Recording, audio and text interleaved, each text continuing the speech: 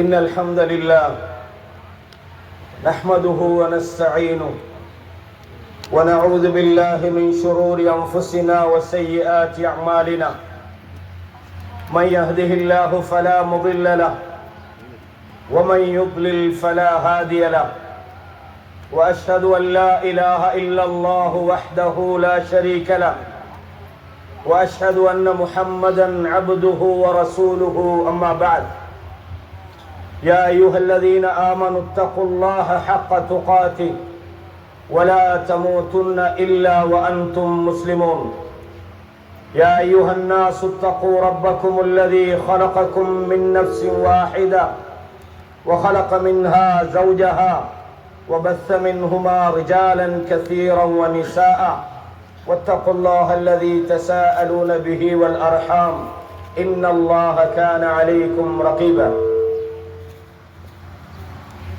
கண்ணியமான இஸ்லாமிய சகோதரர்களே, சகோதரிகளே, தாய்மார்களே, இந்த புனிதமான ஹஜ் பெருநாளிலே அதிலும் அல்லாஹ்வுடைய தூதர் ஸல்லல்லாஹு அலைஹி வஸல்லம் அவர்கள் மகத்தான அல்லாஹ்வுக்கு விருப்பமான அமல் செய்வதிலே அல்லாஹ்வுக்கு மிக விருப்பமான 10 நாட்கள் என்று குறிப்பிடப்பட்ட அந்த நாட்களிலே 10வது நாளிலே நாம் இருக்கிறோம்.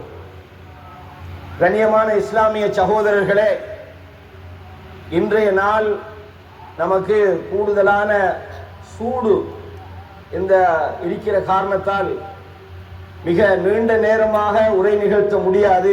முக்கியமான ஒரு சில தகவலை மட்டும் இந்த இடத்துல எனக்கும் உங்களுக்கும் உபதேசிக்கலாம் என்று நான் நினைக்கிறேன். கண்ணியமானவர்களே, இந்த நாள் அல்லாஹ்வுடைய தூதர் ஸல்லல்லாஹு அலைஹி வஸல்லம் அவர்கள் ஹஜ்ஜத்துல் விதா அல்லது ஹஜ்ஜத்துல் வதா என்கிற ஒரு பிரியாவிடை அளிக்கிற ஒரு ஹஜ்ஜை செய்தார்கள். அந்த ஹஜ்ஜை செய்ததில் இருந்து சுமார் 1436வது ஆண்டிலே நாம் இருக்கிறோம். அந்த ஹஜ் முடிஞ்சு 1436வது நாள். இதே நாளில் அல்லாஹ்வுடைய தூதர் நமக்கெல்லாம் ஒரு உபதேசம் பண்ணினாங்க. அந்த உபதேசம் சும்மா செய்யல. உங்களுக்கு தெரியும், நம்மளோட இருக்கக்கூடிய ஒரு நபர் அவர் இந்த உலகத்தை விட்டும் பிரிய போறார் என்று தெரிகிற போது, அல்லது நம்மை விட்டு அவர் மறைய போகிறார் என்று தெரிகிற போது அவர் முக்கியமான சில விஷயங்களை நமக்கு சொல்லுவார். அதுக்கு வசியத்துன்னு அரபுல சொல்லுவாங்க. இதே போலதான் அல்லாஹ்வுடைய தூதர் இந்த ஹஜ்ஜ வாழ்க்கையில ஒரு தடவை தான் செஞ்சாங்க. அதுதான் அவர்களுடைய முதல் தடவையும் கடைசி தடவையும். இந்த ஹஜ்ஜுக்கு நாம சொல்லுவோம் ஹஜ்ஜத்துல் விதா. அப்படின்னா பிரியாவிடை அளிக்கிற ஹஜ். அந்த ஹஜ்ஜி ரசூலுல்லாஹ் அந்த ஹஜ்ஜை முடித்து விட்டு சுமார் 3 மாதத்துல மௌத்தா போறாங்க அன்னளவாக. அந்த ஹஜ்ஜின் போது ரசூலுல்லாஹ் ஒரு முக்கியமான ஒரு செய்தியை சொன்னார்கள். ஐயுஹன் நாஸ், மனிதர்களே, இஸ்மஉ கௌலி, நான் சொல்வதை நன்றாக கேட்டுக்கொள்ளுங்கள். ஃபஇன்னி லா அத்ரி லஅல்லி லா அல்காக்கும் பஅத யௌமி ஹாதா, நிச்சயமாக எனக்கு தெரியாது இந்த நாளைக்கு பிறகு இந்த இடத்திலே உங்களை மீண்டும் சந்திப்பேன் என்று எனக்கு தெரியாது. அப்படின்னா இந்த உலகத்தை விட்டும் பிரிய போகிற ஒரு மெசேஜ இன்டைரக்டாக அல்லாஹ்வுடைய தூதர் தன்னுடைய நாவினால் வெளிப்படுத்துகிறார்கள். அல்லாஹ் வெளிப்படுத்த வச்சான். அல்லாஹ்வுடைய தூதர் அந்த இறுதி ஹஜ்ஜின் போது மினாவிலே, முஸ்தலிஃபாவிலே, அரஃபாவிலே முஸ்லிம் சமுதாயத்துக்கு சொன்ன முக்கியமான செய்தி என்ன தெரியுமா? அவர்களுடைய 23 வருட காலத்திலே அந்த சமுதாயத்துக்கு எதை சொன்னார்களோ அதனுடைய ஹுலாசா, அதனுடைய சுருக்கத்தை இன்றைய நம்மட பாசையில சொல்லனா தங்க எழுத்துக்களால் எழுதப்பட வேண்டிய வரிகளை அல்லாஹ்வுடைய தூதர் ஸல்லல்லாஹு அலைஹி வஸல்லம் அந்த மக்களுக்கு சொன்னார்கள். அந்த ஹஜ் என்பது வரலாற்றிலே மனித சமுதாயத்தினுடைய இறுதி நிமிடம் வரையும் பேசப்பட வேண்டிய தகவல்களை உள்ளடக்கி இருக்கிறது. சஹீஹ் முஸ்லிம்ல 2334வது இலக்கம், தமிழ்ல நான் சொல்றேன், அரபுல அல்ல, தமிழ்ல உள்ள சஹீஹ் முஸ்லிமை எடுத்து கண்டிப்பாக உங்களில் ஒவ்வொருவரும் 2334வது இலக்க ஹதீஸ படிச்சு பாருங்க. ஜாபிர் பின் அப்துல்லா என்கிற நபித்தோழர் தன்னுடைய இறுதி கட்டத்தில் இந்த செய்தியை அலி பின் அபி தாலிபுடைய பேரர் ஹுசைன், அவருடைய பேரர் ஜாபர் மூலமாக அந்த செய்தி அறிவிக்கப்படுது. அவர் தன்னுடைய தந்தை சொன்னதாக இந்த செய்தியை ஹஜ்ஜில நடந்த அந்த சம்பவத்தை முழுமையாக சொல்கிறார்கள். அந்த ஹதீஸ்ல ஒரு சின்ன பகுதியை உங்களுக்கு சொல்வதுதான் இந்த சில நிமிடங்களுடைய நோக்கமாக இருக்கிறது. அன்பான சகோதரர்களே, பொதுவாக ஒரு சமுதாயம் நிம்மதியாக பயம் இல்லாமல் வாழணுமா இருந்தா அவனுக்கு 3 பயம் இருக்கக்கூடாது. அதுதான் அந்த வாழ்க்கை தான் மாஷா அல்லாஹ் ஒரு சேஃபான ஒரு லைஃப் அப்படி நம்ம சொல்லுவோம். அல்ஹம்துலில்லாஹ், எனக்கு ஒரு பாதுகாப்பான ஒரு வாழ்க்கை கிடைச்சிக்குதுன்னு யார் சொல்லுவான்? எவர்களுக்கு அவர்களுடைய உடைமைகள் பாதுகாக்கப்படும் என்கிற உத்தரவாதம் கிடைக்குமோ, எவர்களுக்கு அவர்களுடைய உயிர்களுக்கு உத்தரவாதம் கிடைக்குமோ, எவர்களுக்கு அவர்களுடைய மானம் பாதுகாக்கப்படும் என்ற உத்தரவாதம் கிடைக்குமோ, இந்த 3ம் கிடைச்சாதான் அவர் பாதுகாப்பான ஒரு வாழ்க்கை வாழுகிறார் என்று நம்ம சொல்லுவோம். எது மனித வாழ்க்கைக்கு மிக அவசியமானதோ அந்த ஒன்றை அல்லாஹ்வுடைய தூதர் அந்த முக்கியமான விடைபெறப் போகிற சந்தர்ப்பத்திலே சொல்கிறார்கள். எப்படி சொன்னாங்க தெரியுமா? அத்ததரூன ஐயு யௌமின் ஹாதா யௌமுன் நஹர். இன்றைய தினம் சஹாபாக்கள் கேட்கிறாங்க, இந்த நாள் எந்த நாள் என்று உங்களுக்கு தெரியுமா என்று. சஹாபாக்களை பொறுத்தவரையும் அவங்களோட ஒரு குணம் ஒன்றிக்கும், ரசூலுல்லாஹ் தெரிந்த ஒன்றை கேட்கிறாங்கடா எல்லாருக்கும் தெரியும் யௌமுன் நஹர். ரசூலுல்லாஹ் ஏன்னு கேட்கிறாங்கன்னா வேற ஏதோ ஒரு பேர் சொல்ல போகிறார்களாக இருக்கும் என்று நினைக்கிறாங்க. இந்த நாள் எந்த நாள் என்று உங்களுக்கு தெரியுமா? இந்த மாதம் எந்த மாதம் என்று உங்களுக்கு தெரியுமா? இந்த நகரம் எந்த நகரம் என்று உங்களுக்கு தெரியுமா என்று கேட்ட உடனே சஹாபாக்கள் எல்லாத்துக்கும் சொன்னாங்க, அல்லாஹ்வுக்கும் தூதருக்கும் தான் தெரியும் என்று சொல்கிறார்கள். குல்னா அல்லாஹு வ ரசூலுஹு ஆலம். அப்ப ரசூலுல்லாஹ் கேட்கிறாங்க, இது யௌமுன் நஹர் இல்லையா? இந்த நகரம் கண்ணியமான ஊர் இல்லையா? கண்ணியமான சங்கையான மாதம் இல்லையா என்று சொல்லிவிட்டு சொன்னார்கள், ஃபஇன்ன திமாஅக்கும் வ அம்வாலக்கும் வ அராதக்கும், உங்களுடைய இரத்தங்களும் உங்களுடைய பொருளாதாரமும் உங்களுடைய மானமும் ஹராமுன், அது புனிதமானது. கஹுர்மத்தி யௌமிக்கும் ஹாதா, இந்த நாள் எப்படி புனிதமாக இருக்கிறதோ, இந்த மாதம் எப்படி புனிதமாக இருக்கிறதோ, இந்த நகரம் எப்படி புனிதமாக இருக்கிறதோ, அதே போல உங்கள் இரத்தங்களை ஓட்டிவிடக் கூடாது. உங்கள் இரத்தங்கள் புனிதமாக இருக்கிறது, உங்கள் பொருளாதாரம் பாதுகாக்கப்பட வேண்டும், உங்களுடைய உயிர்கள் பாதுகாக்கப்பட வேண்டும், உங்களுடைய மானங்கள் பாதுகாக்கப்பட வேண்டும் ரசூலுல்லாஹ் சொன்னாங்க. கண்ணியமானவர்களே, இதுல கருத்து என்ன? இந்த உலகத்துல மனித உயிர்கள் அநியாயமாக கொலை செய்யப்படக்கூடாது, மனிதனுடைய உடைமைகள் அநியாயமாக சூறையாடக்கூடாது. உங்களில் யாரும் உங்கள் சகோதரனுடைய பொருளாதாரத்தை நீங்கள் அபகரித்து விடக் கூடாது. உங்களில் யாரும் உங்கள் சகோதரனை நீங்கள் ஏமாற்றிவிடக் கூடாது. உங்களில் யாரும் உங்கள் சகோதரனுடைய மானத்திலே விளையாண்டு விடக் கூடாது. கண்ணியமானவர்களே, மனித உயிர்கள் பாதுகாக்கப்பட வேண்டும், மனிதனுடைய உடைமைகள் பாதுகாக்கப்பட வேண்டும், மனிதனுடைய மானம் பாதுகாக்கப்பட வேண்டும் என்கிற இந்த சிலபஸை, இந்த வாழ்க்கையினுடைய பாடத்தை, இந்த உபதேசத்தை அல்லாஹ்வுடைய தூதர் தன்னுடைய இறுதி ஹஜ்ஜிலே செய்கிறார்கள். மக்கள் எல்லோரும் ஒன்று கூடியிருக்கிற நேரத்தில் மக்களே அமைதியாகுங்கள் என்று அமைதிப்படுத்திவிட்டு இதை சொல்றாங்கன்னா நம்ம எவ்வளவு கவனம் எடுக்கணும். ஒருத்தண்ட மானத்தை பாதுகாப்பது எவ்வளவு முக்கியமானது. இன்னைக்கு சமூக வலைத்தளங்களிலே எவ்வளவு படு மோசமாக மனிதர்கள் நடந்து கொள்வதை நாங்கள் பார்க்கிறோம். ஏதாவது ஒரு செய்தி வருதா, காதுல வாங்கினா அப்படியே சொல்றாங்க. சஹீஹ் முஸ்லிமுடைய முகத்திமாவிலே முன்னுரையிலே ஒரு செய்தி வருது. ரசூலுல்லாஹ் சொல்றாங்க, கஃபா பில் மர்இ கதிபன், ஒரு மனிதன் பொய்யன் என்பதற்கு போதுமான ஆதாரம் என்ன தெரியுமா? ஐயு ஹத்திஸ பிகுல்லி மா சமி, காதுல வாங்குறதெல்லாம் சொல்றான். ஒரு மனுஷனை பத்தி ஒரு செய்தி வருதா உடனே சொல்றான். பழைய காலத்துல ஆட்களை தேடி போய் சொல்லணும், இப்போ ஒண்ணும் இல்ல, ஜஸ்ட் ஒரு பட்டன் தான் அமர்த்தினா முடிஞ்சு, சேர் முடிஞ்சு போ. அந்த அவரை பத்தி தெரியுமா, இவரை பத்தி தெரியுமா? அதுவும் இந்த அரசியல் காலம் வந்துட்டா இஸ்லாத்தை மூட்டை கட்டி அப்படியே வச்சிருவாங்க. மான மரியாதைகள் எல்லாம் மனிதர்களுக்கு மத்தியில் சும்மா சர்வ சாதாரணம். இது ரசூலுல்லாஹ் தன்னுடைய இறுதி ஹஜ்ஜில இதையெல்லாம் பாதுகாக்க வேண்டும் என்பதை நம்மிடத்தில் உறுதிப்படுத்தி சொன்னார்கள். அன்பான இஸ்லாமிய சகோதரர்களே, அது மாத்திரமல்ல, இன்னும் ஒரு முக்கியமான விஷயம் சொன்னாங்க. எல்லாத்தையும் இங்க சொல்லலாது. அலா குல்லி ஷைஇன் மின் அம்ரில் ஜாஹிலியா, ஜாஹிலிய காலத்துல ஜாஹிலியத்தாக நடக்கக்கூடிய அனைத்து விஷயங்களும் தஹ்த கதமி மௌதூனன், என்னுடைய கால்களுக்கு கீழால் வைத்து நான் அவைகளை மிதித்து விட்டேன். அறியாமை கால செயல்பாடுகள் இதுக்கு புறம் இருக்கக்கூடாது. உங்களுக்கு இஸ்லாம் அல்யௌமா அக்மல்து லக்கும் தீனக்கும், இன்றைய தினம் உங்களது மார்க்கம் உங்களுக்கு முழுமைப்படுத்தப்பட்டு விட்டது. முழுமையான மார்க்கம் அல்லாஹ் சொல்றான் சூரா பக்கராவிலே 256ல, லா இக்ராஹ ஃபித்தீன், இந்த மார்க்கத்தில் எந்த நிர்பந்தமும் கிடையாது. ஏன் தெரியுமா? கத் தபய்யன ருஷ்து மினல் கை, நேர்வழி எது, தவறான பாதை எது தெளிவாகிவிட்டது.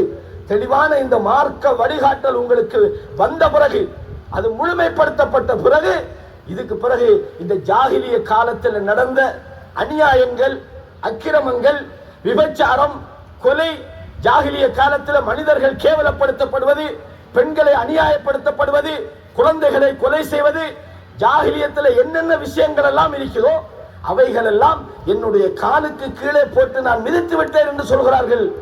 அது மாத்திரமல்ல, அந்த காலத்துல பொதுவாக அந்த மனுஷனுக்கிட்ட ஒரு கெட்ட குணம் இருக்குது. இஸ்லாத்தை பொறுத்தவரையும் அல்லாஹு தஆலா சொல்றான், மனிதர்கள் செய்கிற தவறுகளை நீங்கள் பொறுத்துக் கொள்ளுங்கள், மன்னித்து விடுங்கள். ஒருத்தன் தவறு செஞ்சா அதை காலங்காலமா வச்சு, வருஷ கணக்கில் வச்சு, அவன் அன்னைக்கு அப்படி செஞ்சான் தானே, நேற்று இப்படி செஞ்சான் தானே, முந்தா நாள் இப்படி செஞ்சான் தானே என்று பழி வாங்குகிற குணம் ஒரு மூமினுடைய குணம் அல்ல. ரசூலுல்லாஹ் சொன்னாங்க, ஜாஹிலிய காலத்திலே இரத்த பழி வாங்குதல் ஜாஹிலிய காலத்திலே இந்த குறைஷிகள்கிட்ட இருந்தது. அவைகள் எல்லாம் என்னுடைய காலுக்கு கீழே நான் மிதித்து விட்டேன் என்று தன்னுடைய குடும்பத்தில் உள்ள ரபியா பின் ஹாரிஸ் அவருடைய கொலைக்கு பழி வாங்குகிற அந்த பழி வாங்குதலை நான் முதலாவது மன்னிச்சிட்டேன். எப்பவுமே ஒரு மார்க்கத்தை சொல்லக்கூடிய ஒரு நபராயிருந்தாலும் அல்லது வழிகாட்டக்கூடிய ஒரு நபர் அந்த செயலை தன்னிடம் இருந்து ஆரம்பிக்கணும். ரசூலுல்லாஹ் சொன்னாங்க, இதுக்கு பிறகு இந்த பழி வாங்குற படலம் இல்ல. ஒருத்தருக்கு அந்த காலத்துல எப்படின்னு சொன்னா, ஒருவனை கொலை செய்யணும்டா சபதம் போடுவாங்க, உன்னை கொலை செஞ்சு உன்னுடைய மண்டை ஓட்டுல நான் சாராயம் குடிப்பாங்க. அந்த யுத்தம் காலம் காலமாக நடந்து வரும். ஜாஹிலிய காலத்துல கொலை என்பது சர்வ சாதாரணம், அதை இன்றோடு நிறுத்தி விடுங்கள் என்று சொன்னார்கள். அது மாத்திரமல்ல, மூணாவது முக்கியமான ஒரு விஷயம் சொன்னாங்க. எப்படி? ஒரிபல் ஜாஹிலியா, ஜாஹிலிய காலத்துல இந்த ரிபா வட்டி என்பது இருந்தது. சொன்னாங்க, அதை நான் என்ன செய்து விட்டேன், மிதித்து விட்டேன், அதை இல்லாமல் ஒழித்து விட்டேன் அப்படின்னு சொல்லி போட்டு சொன்னாங்க. அவ்வளவு ரிபா அவ்வளவு ரிபானா ரிபா அப்பாஸ், என்னுடைய சாச்சா அல்லது பெரியப்பா அப்பாஸ் அவருக்கு நீங்கள் கொடுக்க வேண்டிய வட்டியை நான் தள்ளுபடி செய்கிறேன். எப்படி? எந்த இடத்துல சொல்றாங்க? சகோதரர்களே, இந்த விஷயம் முக்கியமாக இந்த சபையில வந்திருப்பவர்கள், இங்கு வராதவர்கள், இந்த செய்தியை கேட்கிறவங்க இதுல மட்டும் கொஞ்சம் கவனம் எடுங்க. நாம எல்லா விஷயத்திலையும் சரியா இருக்கிறோம், ஆனால் வட்டியை மட்டும் நமக்கு விடவே முடியாது, அதை விட்டா நம்மளால வாழ முடியாது என்று நிறைய பேர் இருக்கிறீங்க. இந்த சபையில உள்ளவங்க அல்லாஹ்வுக்கு விருப்பமான இந்த நல்ல நாளிலே அல்லாஹ்வுடைய தூதருடைய இறுதி ஹஜ்ஜிலே செய்த அந்த உபதேசத்தை உங்களுக்கு நான் சொல்கிறேன். அல்லாஹ்வுக்காக வட்டியிலிருந்து நீங்க விடுதலை ஆகுங்க, முடிவெடுங்க. இந்த இடத்துக்கு தமாமுடைய இந்த பெருநாள் தினத்திலே அவர்களுடைய ஏற்பாட்டிலே இந்த உபதேசத்திலே இன்றையிலிருந்து நான் வட்டியை விடுறேன். ஏன் விடுறேன்? அல்லாஹ்வுடைய தூதர் தன்னுடைய இறுதி உபதேசத்துல சொல்றாங்க, வட்டியை விட்டுங்கப்பா. அல்லாஹ் எப்படி சொல்றான்? நீங்க வட்டியை விட முடியல. சில ஆட்கள் சொல்றாங்க, நாங்க விட மாட்டோம், வட்டி இல்லாம எப்படி பிசினஸ் பண்றது, பேசுறதுக்கு மேடையில பேசலாம், வட்டி உடையலுமான்னு கேட்கிறாங்க. அப்படி விட முடியாது என்றால் அல்லாஹ் சொல்றான், யா அய்யுஹல்லதீன ஆமனு தக்குல்லாஹ், ஈமான் கொண்டவர்களே நீங்கள் அல்லாஹ்வை பயந்து கொள்ளுங்கள். வதரு மா பக்கிய மினர் ரிபா, வட்டியில இதுக்கு புறவு நீங்கள் மிஞ்சினதை விட்டுங்க, இதுக்கு புறவு வாங்காதீங்க என்று அல்லாஹ் தஆலா சொல்றான். சொல்லிவிட்டு சொல்றான், எப்படி? நீங்க அப்படி விட இல்லைன்னு சொன்னால் ஃபஇல்லம் தஃஅலு, உங்களுக்கு முடியாது, நாங்க செய்ய மாட்டோம் என்று நீங்கள் அதை விடவில்லை என்றால் ஃபஅதனு பிஹர்பின் மினல்லாஹ், அல்லாஹ்வுடனும் தூதருடன் நீங்கள் போருக்கு ரெடியாகுங்க. சுப்ஹானல்லாஹ். அல்லாஹ்வோட போர் செஞ்சு நமக்கு வெல்லேல் மாசம் அவர்களே. எனவே இந்த சபையில நீங்க முடிவெடுங்க, வட்டியை நான் விட்டு விடுகிறேன் என்று. இதுதான் இந்த மாதிரி உபதேசத்தில் நானும் நீங்களும் செய்ய வேண்டிய முக்கியமானது. மூன்றாவது விஷயத்தோட முடிக்கிறேன். ரசூலுல்லாஹ் பெண்கள் விஷயத்துல சொன்னாங்க. எப்படி சொன்னாங்க? ஃபத்தகுல்லாஹ ஃபின் நிசா. பெண்கள் விஷயத்தில் நீங்கள் அல்லாஹ்வை பயந்து கொள்ளுங்கள். ஏன் தெரியுமா? ஃபஇன்னகும் அகல்துமுஹுன்ன பிஅமானில்லாஹ். அல்லாஹ்வுடைய பொறுப்பிலே நீங்கள் அவர்களை நீங்கள் பொறுப்படுத்திருக்கிறீர்கள். அல்லாஹ்வுடைய அமானிதத்தை கொண்டு நீங்கள் அவர்களை நீங்கள் திருமணம் முடித்திருக்கிறீர்கள். நீங்கள் அல்லாஹ்வுடைய வார்த்தையை கொண்டு அவர்களுடைய மர்மஸ்தானங்களை நீங்கள் ஹலாலாக்கி கொண்டீர்கள். சொல்லிவிட்டு ரசூலுல்லாஹ் சொன்னாங்க, வலக்கும் அலைஹின்ன. உங்கள் மீது உங்களுக்கு அவங்க செய்ய வேண்டிய கடமை இருக்குது. எப்படின்னா, உங்களுடைய வீடுகளிலே உங்களது விரிப்புகளிலே நீங்கள் வெறுக்கிற யாரையும் அவங்க எடுக்கக்கூடாது. அப்படின்னா என்ன? நீங்க அவங்கள பொறுப்பா பாதுகாக்கணும். அவங்க அமானிதம். அவங்களோட விஷயத்தில் அல்லாஹ்வை பயப்படணும். அதே நேரத்தில் அவங்களோட கடமை என்னன்னா, தன்னுடைய கணவர் யாரையெல்லாம் விரும்புகிறார் இல்லையோ அவரோடு எந்த தொடர்பும் வைக்கக்கூடாது. அவரை தன்னுடைய வீட்டுக்குள்ள எடுக்கக்கூடாது. அவரோடு ஒரு இப்போ குடும்பத்திலே இருக்கலாம், ஒரு மஹரமியத்தான ஒரு திருமணம் முடிப்பதற்கு ஆகுமான ஒரு உறவு. கணவர் சொல்றாரு, எனக்கு அவர் வீட்டுக்கு வர விருப்பம் இல்லை, இல்ல அது என் சொந்தக்காரால் தானே, அவர் அப்படித்தானே. பெண்கள் பேச முடியாது. காரணம் என்ன? இது ரசூலுல்லாஹ் சொல்றாங்க. சில விஷயங்கள் அல்லாஹ் தஆலா மனித சமுதாயத்தில் வைத்திருக்கிற நியதி, எதை மாத்தேனாது. அல்லாஹ் தஆலா சொல்றான், அர்-ரிஜாலு கவ்வாமூன அலன் நிசா. பெண்களை ஆண்கள் நிர்வாகம் செய்யக்கூடியவர்கள் தான். ஆனா இன்னைக்கு நிறைய வேற மாதிரி தான் நடக்குது. பெண்கள் தான் ஆண்களை நிர்வாகம் பண்றாங்க. அந்த நிலைமைக்க கூடாது. வீடுகளுக்குள் கணவன் விரும்பாத யாரையும் நீங்கள் எடுக்க கூடாது என்று ரசூலுல்லாஹ் சொன்னாங்க. இது எப்ப சொன்னாங்க? இறுதி ஹஜ்ஜில சொன்னாங்கடா. இது எவ்வளவு இம்பார்ட்டன்ட் பாருங்க. எந்த அளவுக்குன்னு சொன்னா, வெளிநாடுகளுக்கு போயிருப்பாங்க, ஆண்கள் அந்த வீடுகளுக்குள்ள தனிமையில போறத ரசூலுல்லாஹ் சொன்னாங்க, உங்களை எச்சரிக்கை செய்கிறேன்னாங்க. ஒரு சஹாபி கேட்கிறாங்க, யார சொல்லலாம், இந்த அதான் மச்சாமார்னு சொல்லுவோமே, இந்த மச்சாமார் வரலாமான்னு கேட்டாங்க. மச்சாமாரா? அதுதான் மௌத்துனாங்க ரசூலுல்லாஹ். அப்படின்னா யாரு? இல்ல எங்கட சிஸ்டரோட ஹஸ்பண்ட் தானே, எங்கட தாத்தாட மாப்பிள்ளை தானே அப்படிமாங்க. ரசூலுல்லாஹ் சொன்னாங்க, அது மௌத்துக்கு சமன் என்று சொன்னார்கள். கண்ணியமான இஸ்லாமிய சகோதரர்கள் எப்ப சொன்னாங்க? இறுதி ஹஜ்ஜில இந்த முக்கியமான செய்தியை சொல்கிறார்கள். கண்ணியமான இஸ்லாமிய சகோதரர்களே, இந்த நாளில் நாம இன்னும் ஒரு முக்கியமான விஷயத்தை எப்போதும் ஞாபகப்படுத்தும். உங்களுக்கு தெரியும், இன்னைக்கு உலகம் முழுக்க இஸ்லாமியர்களுக்கு எதிரான பல வகையான அநியாயங்கள் நடந்துகிட்டு. அது பல நாடுகள்ல, எந்த நாடுமே விதிவிலக்கு இல்லை. ஏதோ ஒரு காரணத்தால முஸ்லிம்கள் தான் அவங்க பயங்கரவாதிகள், இஸ்லாத்தை சொன்னாங்கடா அவங்க மோசமானவர்கள், அவங்க நியாயத்துக்காக போராடினாங்கடா அவங்க தீவிரவாதிகள் என்று யார் சொல்றது? அநியாயம் செய்யறவனே சொல்றான். எவன் தீவிரவாதியோ அவன் யார? நிரபராதியை, தன் உரிமைக்காக போராடுகிறவனை அக்கிரமக்காரன் சொல்றான். உங்களுக்கு தெரியும். அந்த வகையில இந்த காசா பலஸ்தீனத்தில் நடந்து கொண்டிருக்கிற இந்த அக்கிரமத்துக்கு இன்னுமே முடிவில்லை. இந்த நேரத்தில் நாங்கள் அவங்களுக்காக துஆ செய்ய வேண்டிய ஒரு கடமை இருக்குது. யா அல்லாஹ், அந்த முஸ்லிம் சமுதாயத்துக்கு, எங்களுடைய உறவுகளுக்கு அவர்களுடைய பாதங்களை உறுதிப்படுத்தி விடுவாயாக என்று அல்லாஹ்விடத்தில் நாங்கள் துஆ செய்வோம்.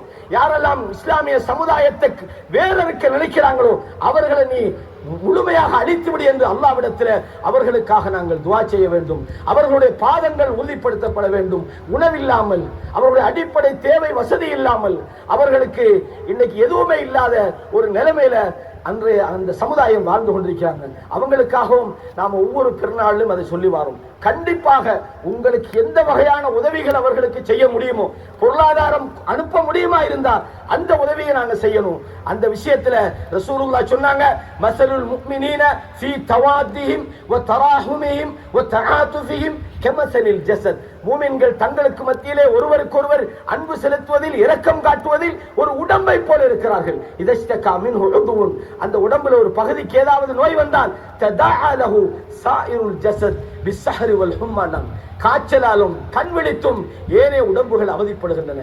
இதே போல முஸ்லிம் சமுதாயத்தில் எங்கு பாதிக்கப்பட்டாலும் அவர்கள் எங்களது உடம்பினுடைய ஒரு பகுதி என்பதை நானும் நீங்களும் மறந்துவிடக் கூடாது. அவர்களுக்காக எந்த நாடு என்றாலும் இந்தியாவிலே பல இடங்களில் நடந்து கொண்டிருக்கிறது. உலகத்தினுடைய பல்வேறு பிரதேசங்களிலே முஸ்லிம் சமுதாயத்துக்கு அவ்வப்போது அக்கிரமங்கள் நடந்து கொண்டிருக்கிறது. அதிலே குறைந்தபட்சம் அல்லாஹ்விடத்தில் துஆ செய்கிற அந்த விஷயத்தையாவது நாங்கள் செய்ய வேண்டும். அல்லாஹு தஆலா நம் அனைவரையும் அனைவரையும் அவனுக்கு பொருத்தமான நல்ல மனிதர்களாக ஆக்கி அருள் புரிவானாக. நம்மை விட்டு மறைந்து சென்ற நம்முடைய பெற்றோர்களை மன்னித்து விடுவானாக. நம்முடைய தாயை அல்லாஹ் மன்னித்து விடுவானாக. நம்முடைய தந்தை அல்லாஹ் மன்னித்து விடுவானாக.